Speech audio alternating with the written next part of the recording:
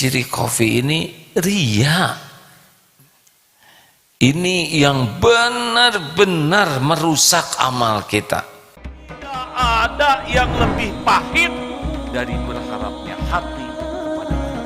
Allahumma aftah lana hikmataka ya Allah.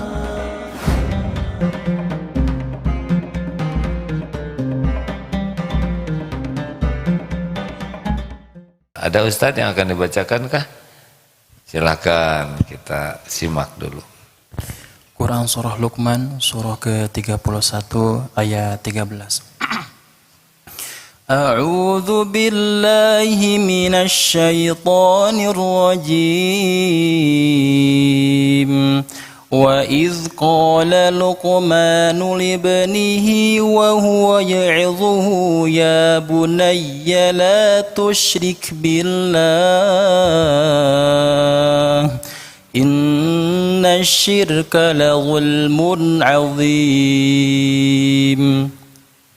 Dan ingatlah ketika Luqman berkata kepada anaknya ketika dia memberi pelajaran kepadanya, wahai anakku, janganlah engkau mempersekutukan Allah.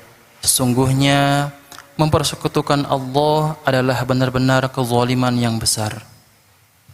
Di pelajaran pertama itu adalah la tusyrik billah inna syirka la zulmun azim. Nah, jangan menyekutukan Allah, jangan ada tandingan Allah, andadan, dan tidak boleh menyekutukan Allah. Silakan Ustaz. Ada dua hadis. Ini Ustaz Fuad ini sengaja jauh-jauh dari mana? Tasik. Dari Tasik ke sini untuk ikut kajian pagi. Masya Allah. Padahal Ustaz.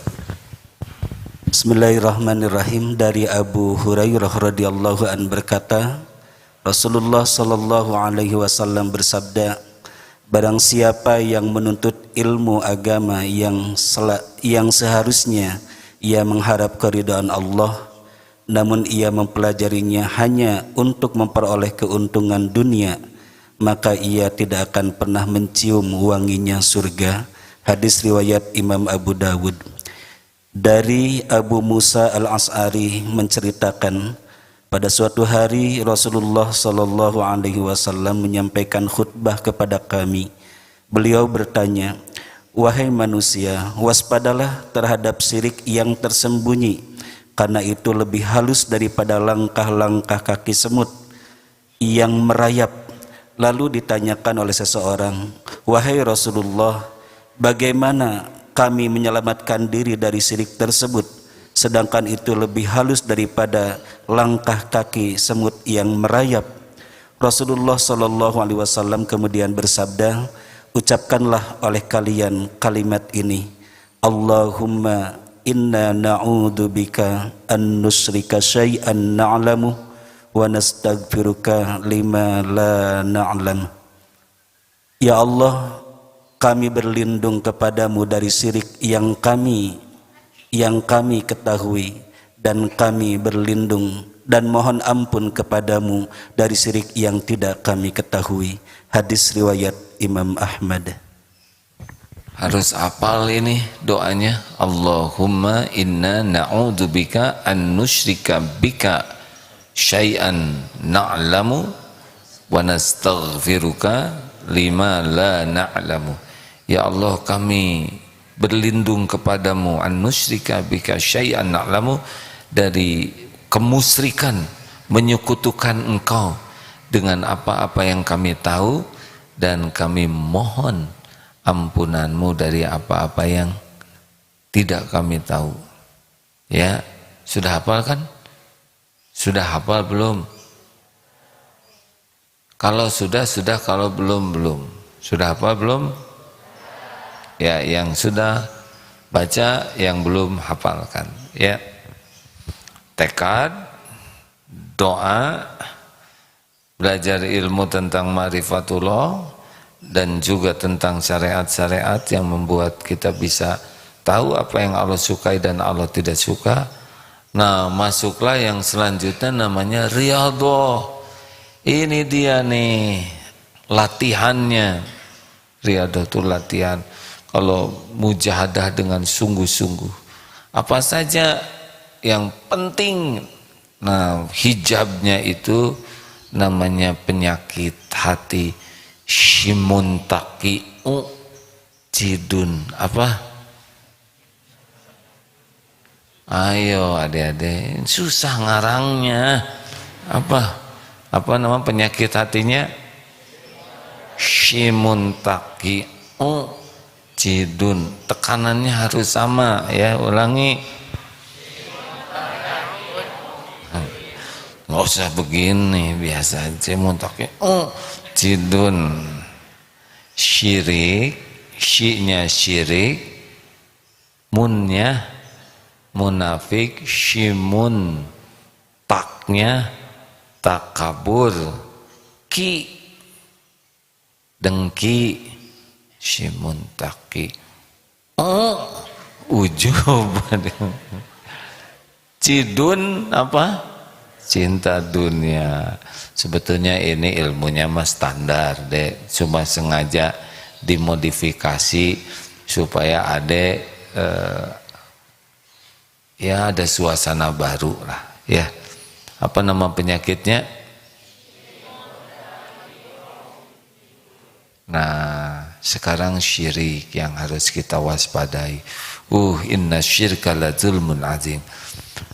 Dengar adek, ada syirik jali, nyembah pohon. Insya Allah kita lah tidak melakukan itu ya, nyembah patung, nyembah pohon, nyembah ya yang jelas-jelas kemusyrikannya. Kita tidak melakukan itu. Yang bahaya bagi kita adalah syirik khafi, yaitu yang halus seperti yang tadi dibacakan oleh Ustadz Fuad. Syirik khafi ini riya. Ini yang benar-benar merusak amal kita. Innamal a'malu binniat. Dengar ya, niat itu alamat. Salah niat, salah alamat. Belajar agama tadi hanya dengan niat mencari dunia, tidak mencium harum surga. Walaupun ilmunya banyak, Qur'annya hafal, hadisnya banyak, salah niat dan Allah tahu. Tidak bisa bohong. Wa huwa alimum bidatus sudur. Ingat yang sering dibacakan Al-Mulk ayat 13, wa asirru qaulakum awijharu bi innahu alimum bidatis sudur. Dan kau rahasiakan kata-kata. Ada siapa? Allah dengar tidak? Tahu. Ada siapa? Allah dengar? Wa huwa alimum bidatis sudur. Dan Allah tahu lintasan hati kita. Makanya ada yang paling penting dalam hidup ini sebelum beramal adalah menjaga niat ini. Ini menghafal Quran 3 tahun. Apakah yakin berkedudukan di sisi Allah? Belum tentu. Tergantung niatnya. Kenapa ada pengen menghafal Quran? Begini ya.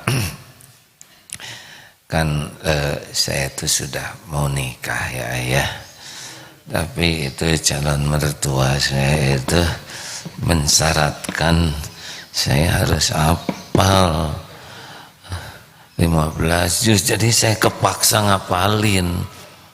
Kira-kira sampai ke Allah tidak? Udah susah ngapalinnya, tidak bahagia, tinggal dibalikan aja itu hati si calonnya itu dari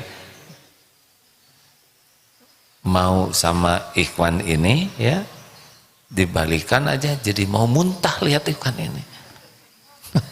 Atau jadi mau sama ustad. Kewah segala, jangan ikut campur deh. Ada masih kecil yang kan Allah yang ngebulak-balik hati, betul? Kenapa saudara menghafal Quran? Gini ya ayah. Nah kalau udah gitu ciri-ciri yang kurang ikhlas. Gini ya, jadi saya tuh pengen kuliah. Nah saya dengar masuk kampus itu tuh beasiswa bagi yang hafal Quran. Jadi kepaksa tuh saya ngapalin gitu. Kira-kira jadi amal tidak? Ada lagi yang begini, sebetulnya saya tidak ada paksaan, cuma nggak enak calon saya itu ngapalin terus, masa saya nganggur ya. Itu niatnya nggak ada yang bagus. Harusnya niatnya cuma satu saja, saya ingin menghafal Quran. Mudah-mudahan setiap huruf yang saya baca membuat Allah ridho. Dah, selesai itu. Ya, mudah-mudahan makin hafal, Allah makin mencintai saya makin bisa mengabdi kepada Allah, dan mudah-mudahan Allah takdirkan dengan ilmu ini pun manfaat bagi hamba Allah lainnya. Dah, selesai. Makanya jangan sampai salah niat. Riyadoh ini dulu deh. Pertanyaan, mana yang bahaya? Ini pertanyaan sering ditanyakan. Wanita ingin kelihatan cantik atau ingin kelihatan solehah, mana yang bahaya? Ikhwan diam. Ikhwan lelaki, nggak ngerti apa-apa. Akhwat, mana yang bahaya? Ingin kelihatan cantik atau ingin kelihatan solehah? Nah, ada yang nyebut ingin kelihatan cantik. Kalau wanita ingin kelihatan cantik, ya fitrahnya. Kalau ikhwan ingin kelihatan cantik, menyalahi fitrah, ya bermasalah. Bolehkah muslimah ingin kelihatan cantik? Untuk siapa? Masih jauh.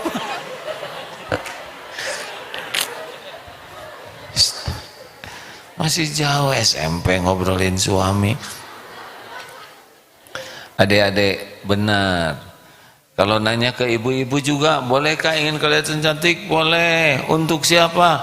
Untuk suami. Pertanyaannya ada lanjutannya. Ibu ada di atas nih, Bu? Jadi bolehkah wanita ingin kelihatan cantik, Bu? Untuk siapa? Suami siapa?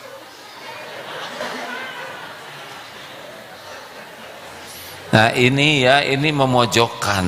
Tidak boleh bertanya begitu. Hanya udah keburu keluar. Maafkan ya Bu ya. Ada yang sibuk untuk suami orang lain. Keundangan dandan stakar kebek. Giliran offline di rumah ya pakai daster lepet itu ya. Hati-hatilah ya. Nah kalau ingin kelihatan solehah pasti pakai ibadah yang dipamerkan.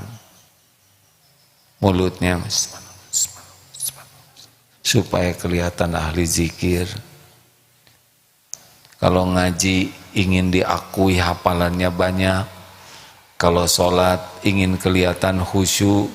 Pokoknya orang yang menggunakan ibadah demi pujian orang, ini Allah tidak suka. Karena ibadah itu hak Allah. Makanya Allah murka sekali yang merasa berjihad ternyata hanya ingin disebut pahlawan. Allahu Akbar, Allahu Akbar. Tapi dia posting terus, Allahu Akbar, kita harus berjuang ya. Allahu Akbar, saya pejuang. Bukan tidak boleh posting-postingan, tapi kalau niatnya hanya untuk dianggap pejuang, pemberani, ya sudah, nggak ada apa-apanya di sisi Allah. Termasuk dakwah seperti ini ingin disebut, wah dakwahnya mengagumkan, ini hafalannya kuat, daya ingat. Jadi selama ceramah itu dia pamer ilmunya, dia pamer begini ya, dalam kitab Bukhari ya, padahal dia baru lihat kitabnya itu dari luar ya, tapi dia ketika nyebut kitab Bukhari itu ada di hatinya tuh ingin diketahui sebagai orang yang hafal kitab Bukhari. Saudaraku sekalian ya, Di dalam tafsir Ibnu Katsir, tapi ada harapan. Oh, nih sudah baca Ibnu Katsir. Memang tidak diketahui orang hatinya itu. Tapi Allah tahu bahwa dia tuh lagi pamer, lagi ingin diakui orang sebagai orang berilmu. Waktu saya kuliah di Afrika Selatan ya, dia ingin diakui sebagai orang. Dan ketika saya bertemu dengan Syekh ini, disebutkan ingin diakui orang, dekat dengan ulama. Jadi bukan tidak boleh mengatakan tempat kuliah, kitab, itu boleh. Tapi apa yang ada di hatinya? Ada yang ingin diakui, oh dekat dengan ulama ini. Gini ya, pada waktu Pak SBY itu sama saya friend, aduh ya, SBY itu sosiolog, bukan Budi Yunanto ya, tapi disingkat supaya kelihatan.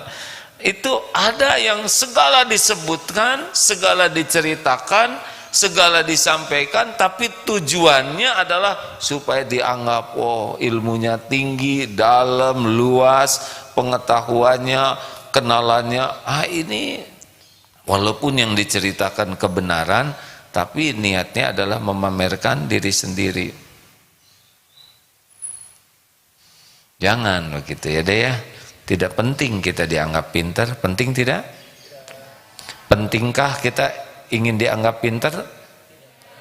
Tidak penting. Yang penting itu jadi pintar.